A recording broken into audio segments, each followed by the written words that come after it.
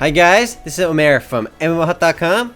I'm doing a first impressions gameplay video for Fly for Fun, or Fly for short, a 3D anime-inspired fantasy MMORPG published by Galanet, also called G-Potato. Now I'll spend about 10 to 15 minutes running around checking this game out, make some comments. If you guys want to play Fly for Fun, or just learn more about it, do check it out, full review on the link below. So let's go ahead and get started. Let's log in over here. And Galanet is G-Potato. I don't know why it doesn't just say G-Potato. But as you can see from our server selection list, the game has a decent variety of servers, and that's because the game is still really popular. I actually played Fly for Fun back in the day, and I remember playing on La Wolf. The name still rings a bell. La Wolf, like Le Wolf. I don't know, Spanish wolf or something? I don't know.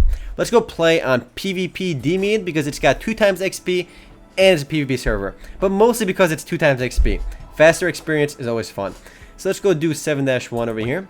And I want to emphasize again, the game is still pretty popular even though it's some 5 years old. It was released back in 2005, and it was made by a Korean company, which I think Galanet eventually bought. But let's go name myself Remote, and male and female, of course. A few different hairstyles, but it's just as I remembered. Fly for Fun doesn't exactly have a powerful character creator. It's actually pretty limited. You have like 6 options for your hair, and that's it. And for hair color, you can't even change your hair color. It's like the one really easy thing they can add to the game to add some character creation variety. But I don't see why not. I mean, they don't update the character creator at all, so that's kind of lame. A few different face options, but you know, we're going to change our bank pin. Let's go. Click create over here and jump into the game right now. It is an anime-inspired MMORPG, and again, it's a pretty old title. It's actually one of G-Potato's first MMORPGs. I'm not 100% sure if it's their first, but it's one of their first. And welcome to Flight V15, version 15. That's basically the most recent content update for the game, version 15. So that shows the game has enjoyed 15 full content updates, major content updates, since its original release. So hello, I am Infopang, and it's actually, V16 is actually releasing really soon on the game too, as I'm doing this video. So I'm in the newbie area over here where we just start, and there's a whole bunch of players around me. Also some spam bots over there advertising the websites to buy Penya in the game. And Penya is the premium currency in the game. Not the premium, it's a regular currency in the game. So we click M to bring our map, and let's go click through Infopang over here. Now I am in Florine. This is the central area of the town where players are setting up shop and all that good jazz. But I mean the game has no formal tutorial, but you do have this little penguin over here who looks like he's wearing a monocle, kinda, and an awesome hat, trying to teach me how to play the game. So you can click next to him or just click close for now. That's really the game's tutorial right over there. But I should look around town and grab my newbie quest, but for now, I am going to leave town and kill some stuff after we look at the mayor. Everybody else looks all cartoony and funny. He looks pretty serious. Epic beard though. But let's go find their way outside of town. Now, one thing I really want to emphasize is this game is still really popular. It was released back in 2005, like I said, but it's still an enormously popular game. And I would argue it's still G-Potato's most popular free MMORPG. And you can tell by looking at the game's forums and how many players are still playing. So let's go. I don't want to attack that guy. He seems like he's going to one-shot me. And by seems like he's going to one-shot me, he is going to one-shot me. So let's go run outside town this way. I know there's newbie stuff there for me to kill. And if you guys notice in the character creation screen, I didn't pick a class. And that's because in Fly for Fun, you don't pick your class early on. You pick your class upon reaching level 15, if I remember correctly. The game has 4 playable classes once you reach level 15. You got Acrobat. I don't know why they call it an Acrobat. It's actually just an archer. They have Acrobat, they have Magician, Mercenary, and Assist. So Assist is actually a really funny name because it's basically a supportive class. It's a healer. I think the guys designing the game got really lazy with that name and they called him Assist. I mean, how lazy could they get? They couldn't just name it Healer or they could name it Priest or something along those lines, but they named it Assist. Though calling it Assist is a tad bit underwhelming because they're actually really powerful. I mean, once you reach like level 40, level 50, level 60, and so on, they get really powerful. They get some crazy AoE attacks in the game that they're just ridiculous. I mean, I'll leave it at that because I remember back when I first started playing Fly for Fun years ago, I was being power leveled by Assist in the game, and I figured they were just healers, but they have some really powerful AoE attacks. They can kill like 20 plus monsters at once. They just pull them all on him, and they get them all to stack on each other and just do their ridiculous AoE attacks. So let's kill some of these small iBots, and I'm leveling up pretty fast. Let's kill a few more of these guys. They do die really fast though. But as we level up, we should be getting our skill points, and the newbie class is called Vagrant. And again, once you reach level 15, you can choose your first class. But the way classes work in this game, again, after 15 there's 1 of 4 classes, and once you reach around level 60, they can each branch off to 2 new classes. And then they actually just added the 3rd job classes into the game with the V16 update. So in terms of classes and variety, the game has a good deal of it. Definitely a good deal of it, but early on it kind of sucks because you only have 4 playable classes, but again, once you reach level 60, they do branch off to get more variety, which is always good. Now, one of the game's weakest aspects, I do have to point this out, is its graphics. Being that the game is over 5 years old, that's not really that surprising. Kill this Captain Eyebot over here. He's the captain of these little guys. Oh man, leveled up again with new skill points available. But for now, I got 4 stat points. We're going to pump them all into strength. So every time we level up, you do get those stat points. Click apply over there, and wha-bam, I got more strength now, just like that. Just like that. So these bats are dropping lollipops. I don't know how these bats could carry lollipops, because they have no pockets, but we don't ask silly questions. And yeah, the currency in the game is called Pena. But yeah, I'm still surprised to see this game so popular. I mean, it's been 5 years since it originally launched, but it's still, alive and kicking. But, comparing this game to newer MMORPGs, I guess, when you look at newer MMORPGs versus older games, one thing that older games have going for them is just the sheer amount of content updates they have. I mean, look at games like Ragnarok Online, Maple Story, and Fly for Fun. They have so many classes, so many areas in the game to explore, so many zones, so many items, just so many. They've enjoyed so many patches since they launched, which I guess why they have so much stuff going for them. But of course, the visuals are pretty weak too. But I'll show you the skills in the game too, though you really can't see that many skills because, again, I'm a Vagrant right now. So yeah, you do get your stat points every level, and you have 3 Vagrant skills. I can just put them all to clean hit for now, because it doesn't really matter. Let's put them all over there and click finish, and let's equip my clean hit as opposed to dirty hit. So my F4 will be my clean hit. Let's go one-shot this guy. Oh man, 148 damage, which is not a lot, considering my normal attack does almost that much. My normal attack does 148, so yeah, clean hit is pretty useless. Let's do it again anyway. Yeah, it's actually really bad. But yeah, skills do get more useful later on, for sure. So let's go find something a little bit harder. And if you click M over here, it does bring up your world map. You can see Flaris over here. But again, since every time the game has been updated, they keep adding new zones to the game, new dungeons, new places to explore, which is why the game world right now is just huge, and it keeps getting bigger and bigger.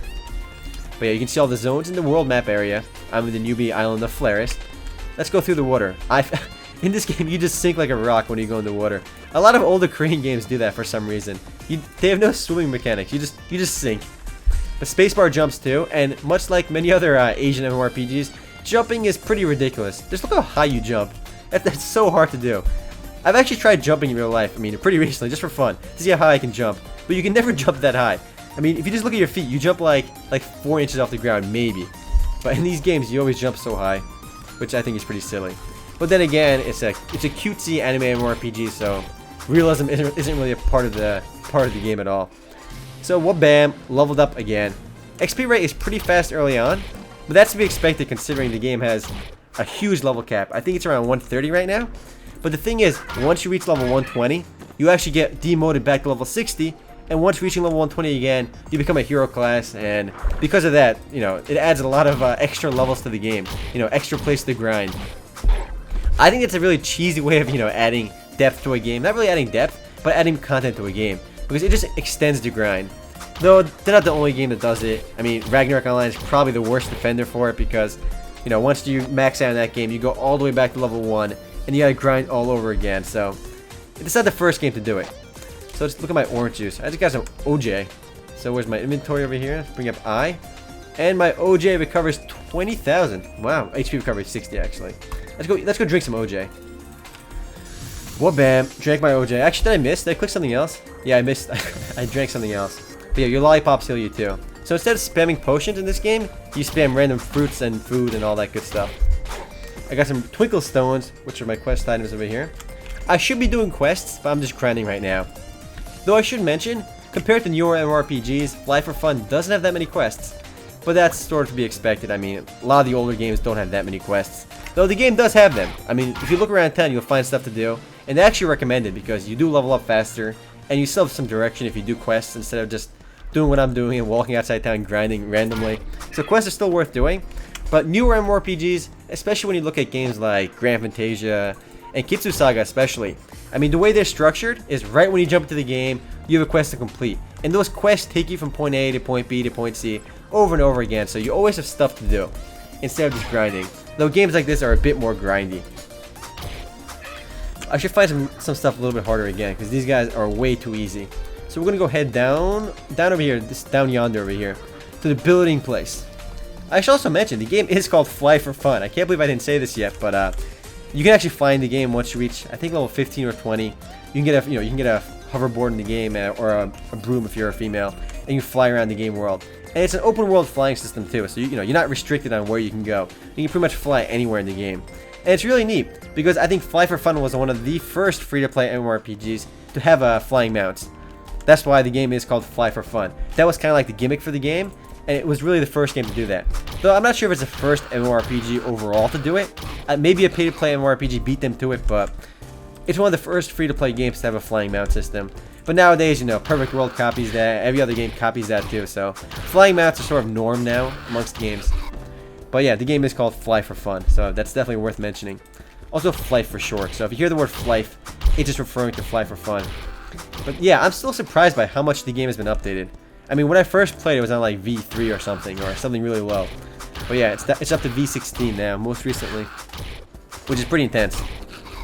So the game is still fresh, even though it's old. But yeah, it's smaller puke pukes. That's a silly name for them, puke pukes. I remember these guys too. Oh man, I wasn't looking at my HP, and I just got puke puked on. So we can go back to Lodestar, and I'm rezzed over here. But you can still see a lot of players in town too. You can zoom in on your character. I remember back when I played this game, the way I would make money was to rip off newbies, which is pretty sad considering it's kind of an a-hole thing to do. But what I would do basically is stand around town and talking to all chat, like buying power dice. And I would offer newbies who found power dice, which are used for item upgrading in the game if you've played Fly for Fun before. But they're basically rare drops that you can use to upgrade your weapons. And they drop off newbie monsters as well as the more difficult monsters. And I would offer to buy these gems for like 1,000 penny on the game, which is nothing. But newbies that need money to buy potions and lollipops to heal themselves will gladly sell whatever item they have, and they won't know it's valuable either. So I rip them off and take it from them, which is a pretty mean thing to do. But I wasn't the only one doing it, alright? I actually saw somebody else doing it, so I started copying them. It's sort of an easy way to make money off noobs early on. But yeah, I mean, newbies don't really need the power dice anyway, because they don't really have to worry about upgrading their low gear in the game. Let's kill the small eyebots. Let's go. Where's my skill? Let's go equip it over here again. F1. I changed my hotkey bar. I don't know why. But I have 4 skill points. Let's go max the skill out anyway. But again, these newbie skills don't really matter because they are quite weak. And it's really only after you get your first job that your skills actually even matter. Exit out over there. I switched again. Let's click 2 and F3. I always mix up the F keys and the regular number keys sometimes, because the hotkeys are kind of confusing with those. These guys are level 1 and they get one-shotted. So let's run towards something a bit more difficult. So K brings up our skills like every other Korean MMORPG. The game is Korean developed, if you didn't know that. Only the Lord can use the Lord menu, and I clicked L by accident to find that. But yeah, the game has a Lord system where players can elect one character to become a Lord on the server. How do I close this out? Click the X over there. Yep, there you go. And a Lord in the server can determine tax rates, and he can coordinate various events in the game. It's kind of cool, but it's not really original either. I think the first game that had the whole political system going for it was, what is that, Luminary? Rise of the Gunzu, if you've heard of that. It was published by Iggy for a while, and then Endors took over the service. Because I think Endors actually developed that game. But that game had a pretty interesting political system to it. But yeah, you can elect a leader in the game too, which is kind of neat. Though I don't think anyone can vote on him. You have to be like level 50 plus, level 70 plus to vote on the leader. And it's kind of cool to be a Lord of the server too. And I clicked it again by accident. Close it out, but we'll look through my other random interface stuff over here. Private shop. You can set up your shop in town.